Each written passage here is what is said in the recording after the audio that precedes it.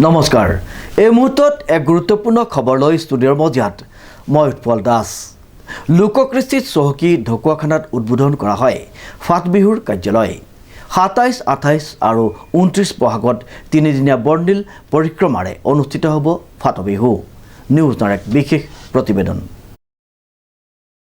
লোককৃষ্টিত চহকী ঢকুৱাখানাত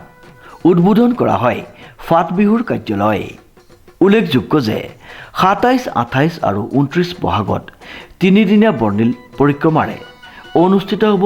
ফাট বিহু আজি আমাৰ ২০২৪ বৰ্ষৰ ফাট বিহুৰ উদযাপনৰ আমাৰ যি অস্থায়ী কাৰ্যালয় ইতিমধ্যে আমাৰ উদ্বোধন হৈ গৈছে আমি আশা ৰাখিছোঁ যে আমাৰ ঢকুৱাখানাবাসীৰ লগতে সমগ্ৰ অসমবাসী ৰাইজে ফাট বিহু উপভোগ কৰিবলৈ 10, 11, 12 মে' তাৰিখে ফাট বিহু তললৈ আহিবলৈ আমি আহ্বান জনাইছোঁ আৰু সকলো জাতি জনগোষ্ঠী আবাল বৃদ্ধবনিতাকে আদি সকলোৱে যাতে সহযোগিতা আগবঢ়ায় তাৰ কাৰণে আমি উদযাপন সমিতিৰ ফালৰ পৰা অনুৰোধ জনালোঁ ঢকুৱাখানা ফাট বিহু ২০২৪ বৰ্ষত উদযাপনৰ ব্যাপক প্ৰস্তুতি ইতিমধ্যে আৰম্ভ হৈছে অহা ২৭, ২৮ আৰু ২৯ বহাগ তথা 10, 11 আৰু 12 মে'ত তিনিদিনীয়া বৰ্ণিল পৰিক্ৰমাৰে অনুষ্ঠিত হ'ব ফাট বিহু ইয়াকে লৈ এতিয়া ঢকুৱাখানাত দেখিবলৈ পোৱা গৈছে এক উখল মাখল পৰিৱেশ